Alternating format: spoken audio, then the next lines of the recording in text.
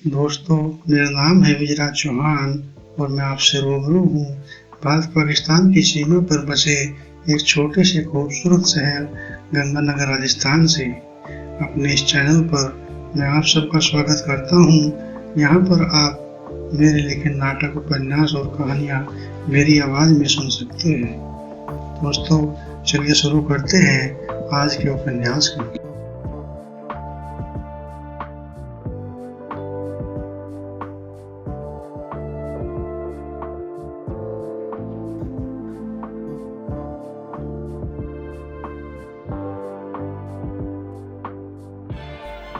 जब से प्रिया ने अपने पिता के उस फैसले को गले से नीचे उतारा था, तब से उसके मन में छिपी चंदन से बातें करने की तमन्ना और भी प्रबल हो उठी। वह चंदन से बातें करना चाहती थी और उसे अपने भावी जीवन के बारे में किए गए फैसले से अवगत कराना चाहती थी। उसने फोन उठाया और चंदन के हॉस्टल में फोन मिला दिया। विचार करने के बाद फोन पर चंदन की आवाज सुनाई दी।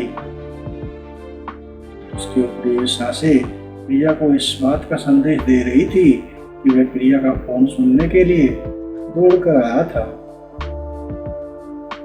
फोन पर आते ही चंदन ने प्रिया के सामने सवालों की झड़ी लगा दी। तुम कहाँ से बोल रही हो?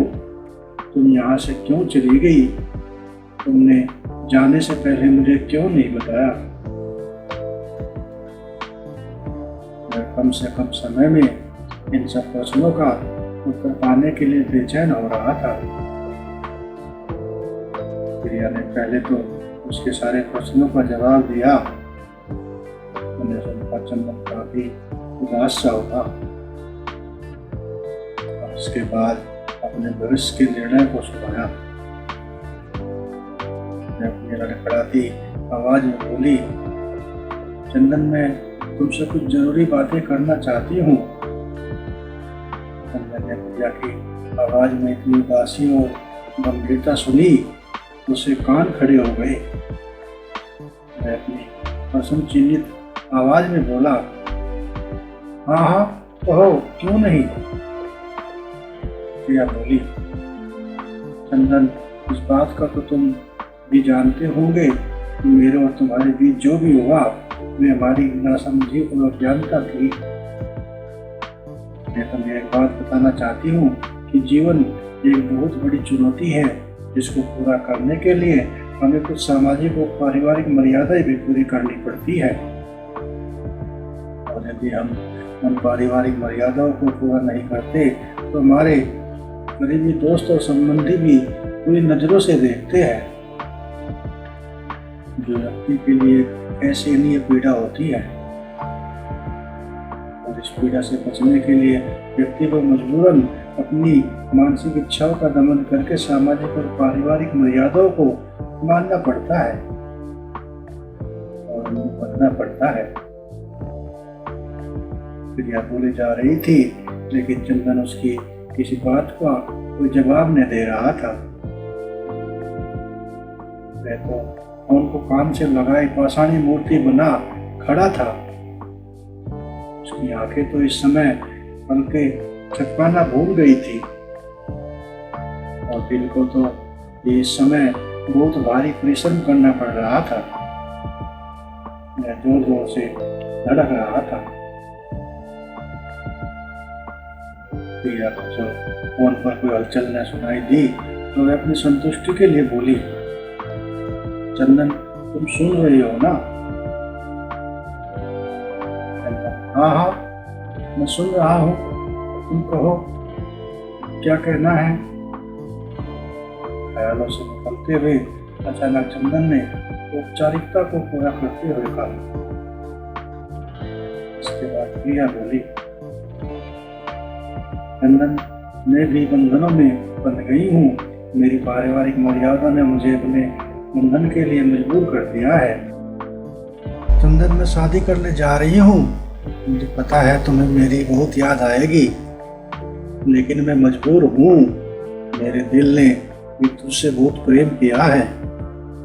लेकिन तुम्हारे प्रेम को मैं अपने दिल में हमेशा रखूंगी।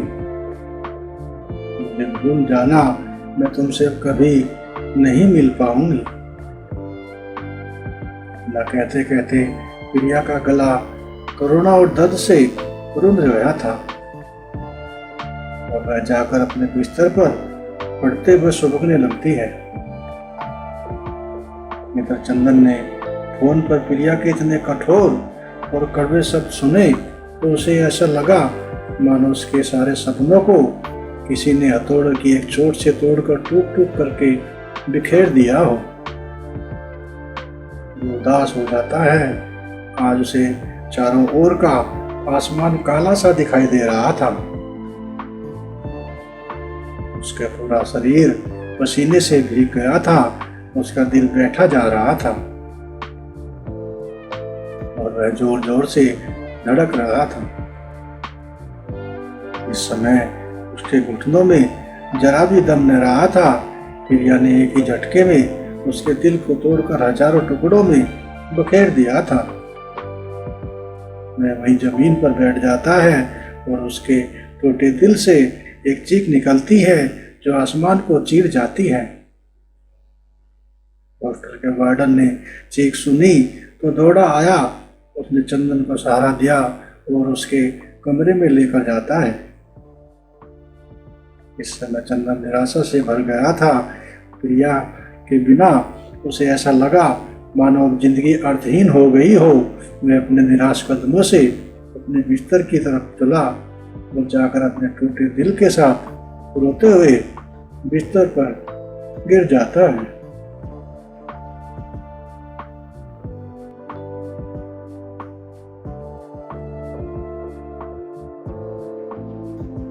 अपनी इन्हीं लाइनों के साथ ही आज के प्रोग्राम को यहीं पे विराम देते हैं।